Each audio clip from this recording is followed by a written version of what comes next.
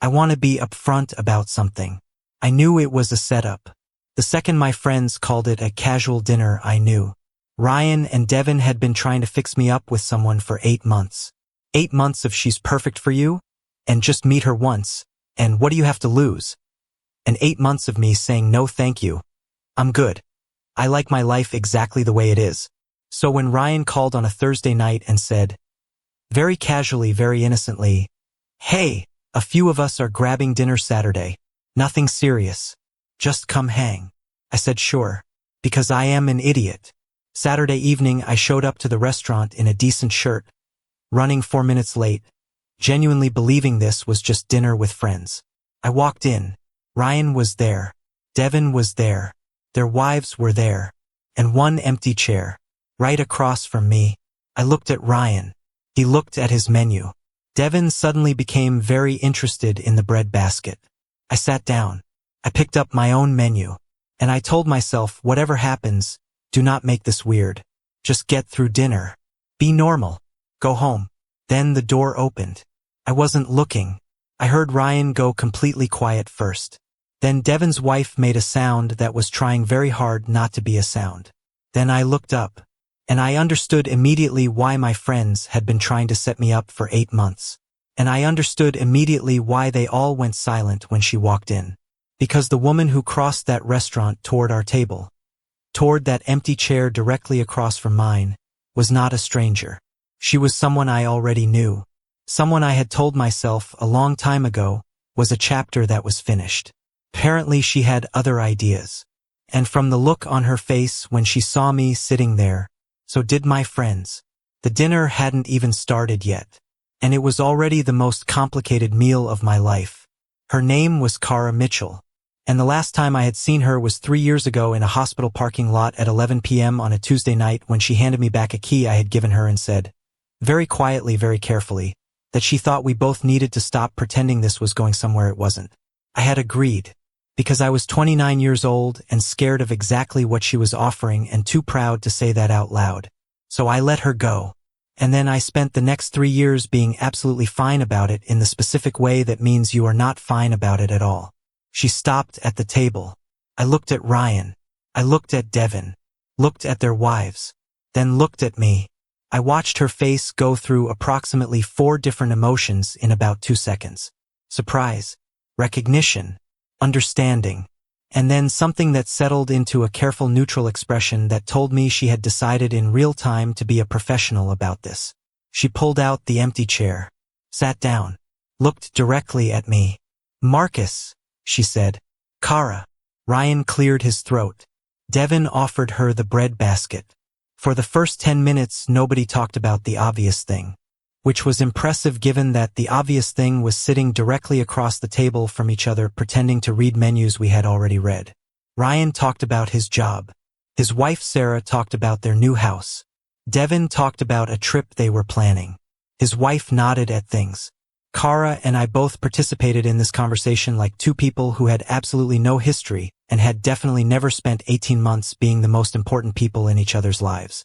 I ordered the salmon because it was the first thing I saw. Cara ordered the same thing. We both noticed. Neither of us mentioned it. Ryan noticed too.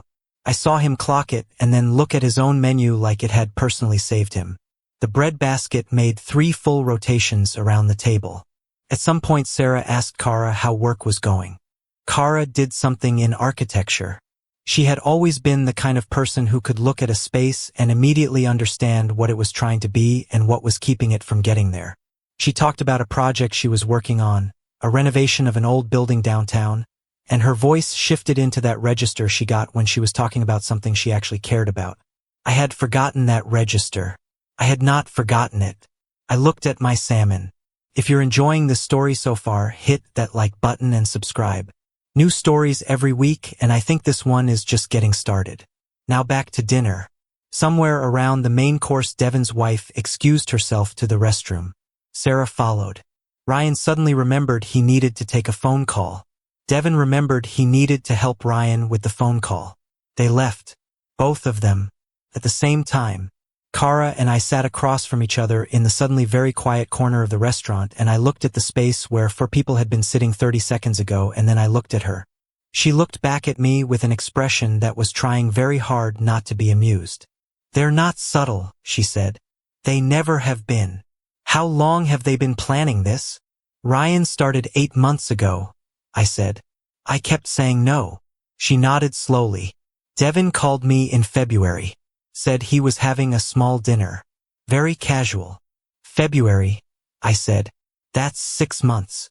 Apparently they had a timeline. I looked toward the window where I could see Ryan standing on the sidewalk outside holding his phone and very obviously not making a call. "I should be annoyed," I said. "Are you?" I thought about it honestly. "No," I said. She looked at me carefully. "Me either." That was the first real thing either of us had said all evening. The restaurant kept moving around us. Plates arrived and left. Someone across the room laughed loudly. The candle between us burned down another 1/4 inch. Kara turned her water glass slowly. "This is strange," she said. "Extremely. We don't have to do this." "Do what?" She gestured slightly between us. "Whatever they were hoping for. We could just finish dinner and be normal about it." I looked at her. 3 years ago, in a hospital parking lot, she had been the brave one. The honest one. The one who said the thing neither of us had been saying. I had let her carry that alone. "Can I ask you something?" I said. "Okay. When Devin called in February, when he said small casual dinner, why did you say yes?" She was quiet for a moment. Outside, Ryan shifted his weight and checked his phone for the 3rd time. "Because I was tired of eating dinner alone," she said. "And because—" She stopped. "Because what?" She looked at me directly. "Because he mentioned your name. And I said yes before I finished deciding if I should." The candle flickered once. I sat back. That answer hit me harder than any dramatic speech could have. Ryan and Devin came back to the table 4 minutes later, wearing expressions of people who had definitely been watching through the window. Sarah asked if everything was okay. Kara said yes. Devin asked if we needed anything. I said we were fine. Ryan looked between us like a man reading weather patterns. The dinner finished. We split the check. Outside on the sidewalk, the 6 of us stood in that end of evening way where goodbyes take longer than they should. Ryan hugged Kara. Devin shook my hand and held it 1 second too long with a meaningful look I refused to acknowledge. Their wives said it was so nice to finally meet her. Kara said it was wonderful. Then Ryan and Devin and their wives walked to their cars. And Kara and I were standing on the sidewalk. Her car was one direction. Mine was the other. "Well," she said. "Well," I said. She looked down at the sidewalk for a moment. Then up at me. "I'm going to be honest," she said.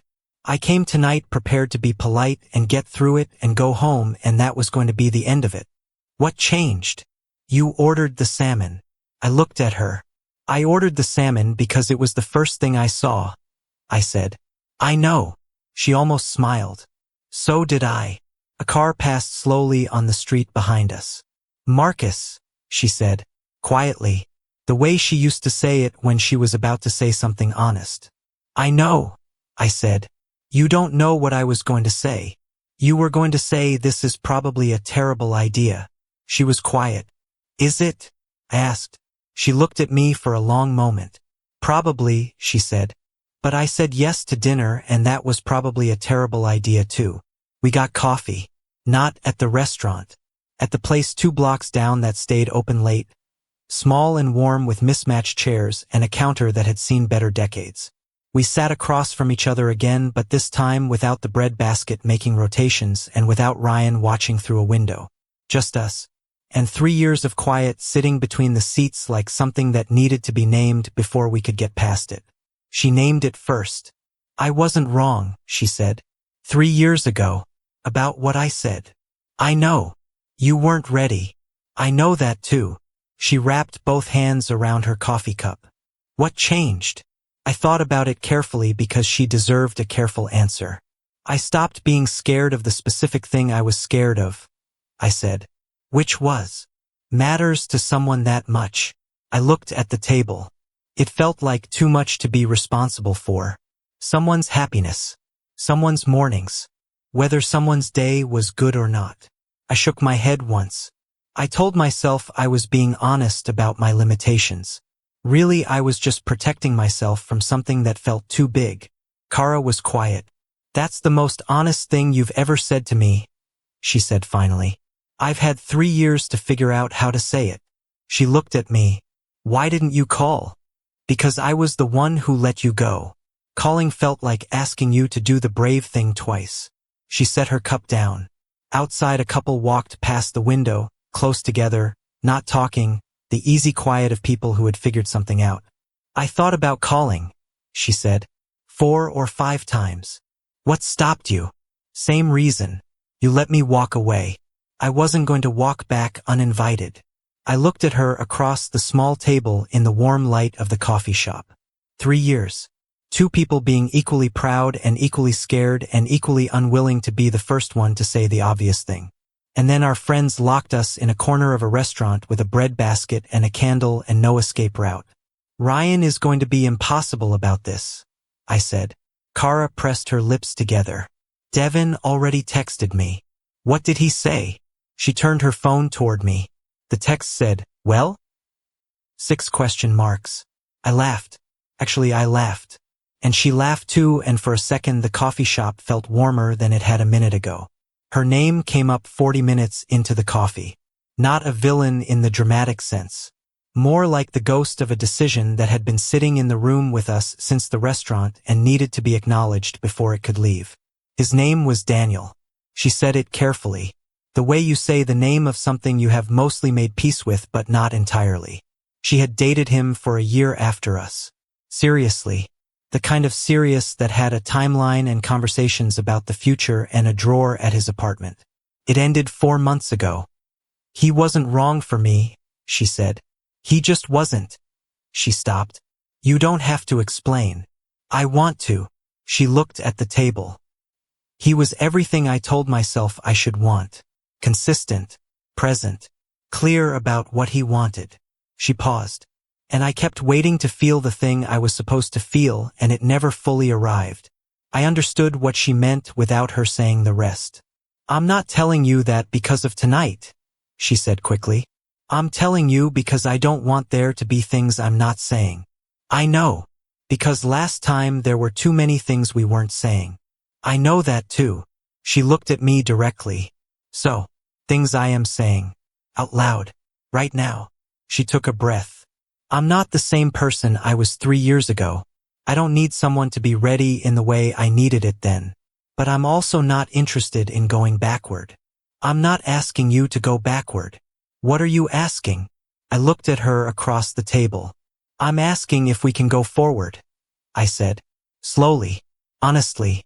Without either of us pretending we don't know exactly what this already is. She held my gaze. "That's a better answer than last time," she said. "I told you. 3 years. The next 4 weeks were not a movie. There was no montage. No perfect dates. No moment where everything clicked into place and the hard parts disappeared. What there was, coffee on Tuesday mornings before she went to her office and I went to mine. Text conversations that started practical and ended up running until midnight. A Saturday where we drove out to see the building she was renovating and she walked me through it pointing at walls and angles and the way light moved through original windows, and I watched her see things I couldn't see and felt something I recognized from a long time ago. There were also the harder parts. A Wednesday night where she went quiet on the phone and I asked what was wrong and she said nothing and I said I didn't believe that and she said she wasn't ready to talk about it yet and I said okay and meant it instead of pushing. That felt different from before. A Sunday morning where I said something that landed wrong and she told me directly, not angrily, just clearly, what had bothered her about it. And instead of getting defensive I listened and said she was right and meant that too. That felt different from before as well. Ryan called me 2 weeks in. "Well," he said, "we're figuring it out." "That's all I get?" "That's all you get, Ryan." He was quiet for a second. Then, "Is it good?" I looked out my kitchen window at the street. "Yeah," I said. "It's good." He made a sound that was deeply satisfying. I hung up before he could say anything else. The crisis came on a Friday night 5 weeks in. Not dramatic. Not a villain showing up at a door. Just a conversation that got honest faster than either of us was ready for. We were at her apartment. She had made dinner.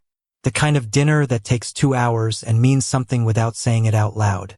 Afterward, we were on her couch and she was showing me photos from a trip she had taken 2 years ago. Just her 3 weeks in Portugal, the kind of trip you take when you are rebuilding something. She stopped in one photo. Just looked at it. I looked at it too. It was her standing at the edge of something, a cliff, a viewpoint, looking out at water with her back to the camera.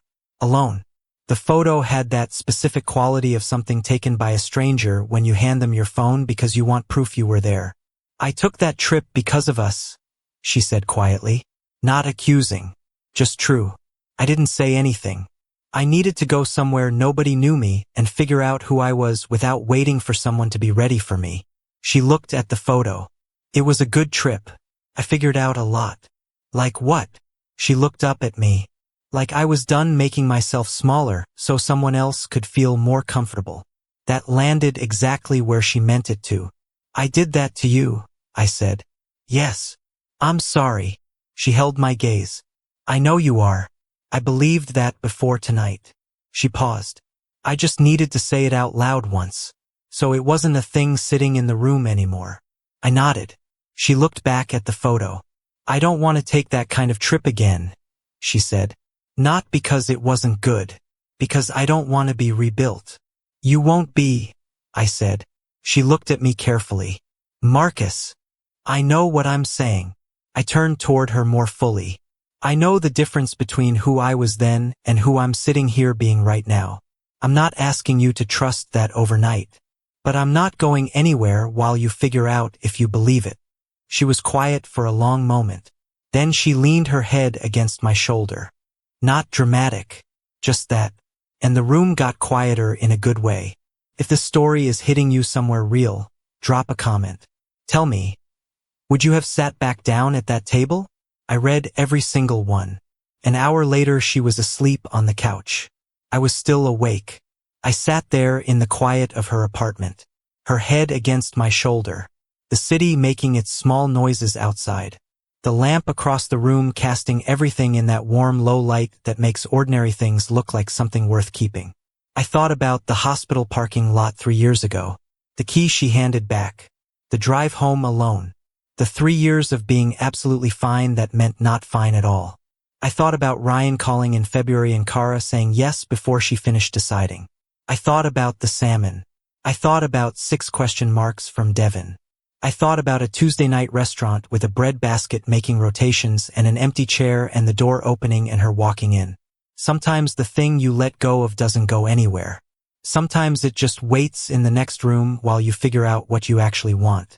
And sometimes your friends, who have been watching you be an idiot for 8 months, lock you in a corner with the person you let walk away and refuse to take a phone call until something shifts. I looked at her. She shifted slightly in her sleep and her hand found my arm and stayed there. I did not move. 3 weeks after the Friday night on her couch, Ryan called a group dinner. Same restaurant. Same table. I was pretty sure he had specifically requested it. The 6 of us sat down. Same seats. Same bread basket. Except this time Kara sat next to me instead of across from me, and Ryan looked at that like a man who had won a bet he had placed 8 months ago. He made it about 4 minutes before he said something. So, he said, to the table in general, to nobody specifically, with the energy of a man who was absolutely about to say something specific. Kara pointed at him. Don't. I wasn't going to. You were. I was just going to say. Ryan. He closed his mouth. Sarah patted his hand. Devin looked at his menu. I reached over and took a piece of bread from the basket. Kara looked at me. I looked at her. Something passed between us that was easy and warm and completely ours. Ryan made a sound. I'm not saying anything, he said. Good, Kara said. I'm just sitting here. Wonderful. Being happy for my friends. Ryan. That's all. Just happy. Very happy. Devin's wife laughed. Sarah covered her face.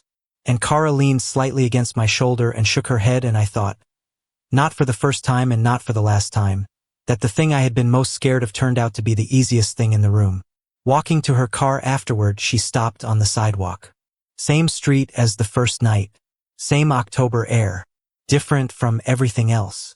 She turned toward me, arms crossed loosely. That calm, direct look she had. "Can I tell you something?" she said. "Yeah." "That night. The first dinner. When I walked in and saw you sitting there." She paused. "My first thought was that I was going to turn around and leave." "Why didn't you?" She looked at me. "Because you looked up at exactly the wrong moment." "Wrong moment." "The moment before you recognized me. When you were just looking up. Not performing anything. Not ready." She shook her head slightly. "You looked exactly like yourself. And I forgot for a second that I was supposed to have moved on." I stood there on the sidewalk. The porch light of the restaurant behind us. The street quiet. "I didn't move on," I said. "I know. I tried. I know that too." I looked at her. "I'm not letting you walk away again," I said. "I want to be clear about that." She held my gaze for a moment. Then she said, quietly, simply, with no drama at all, "Good." 2 months later, I ran into Ryan at the gas station near my office. He was pulling out when I was pulling in, and he stopped his car in the middle of the lot and rolled down his window. "Well?" he said. I laughed. "Good," I said. He pointed at me. 8 months. "I know. 8 months of no thank you, I'm fine, I like my life." "Ryan." "One dinner," he said. "That's all it took. One dinner. Go to work, Ryan." He was grinning. "You're welcome, by the way. Drive away." Just saying. "You're welcome." I waved him off. He drove away, still grinning. I sat in my car for a second before going in. Kara had texted me that morning. Nothing important. A photo of something she had seen on her walk to work that she thought I would find funny. I had texted back. She had texted back. The conversation was still going. I looked at my phone. Then I looked at the ordinary Tuesday morning around me. People going places. Regular life happening the way it always did. And I thought about how close I came to not walking into that restaurant. How close I came to saying no one more time. How close I came to staying exactly where I was. Safe and still and absolutely fine. While the thing I actually wanted sat in a corner booth eating salmon and waiting to see if I had figured anything out yet. I had. It just took me 3 years and 1 bread basket and 6 question marks from Devin to admit it. Sometimes the thing you let go doesn't go anywhere. Sometimes it just waits. And sometimes your friends, who have been watching you be an idiot for 8 months, do the one thing you needed and refuse to let you say no one more time. So here's what I want to know. Drop it in the comments. Have you ever let someone go and regretted it? And did you ever get the chance to get it right the second time? If this story got you, hit subscribe. New story dropping this week, and I promise it hits even harder. The porch light is always on.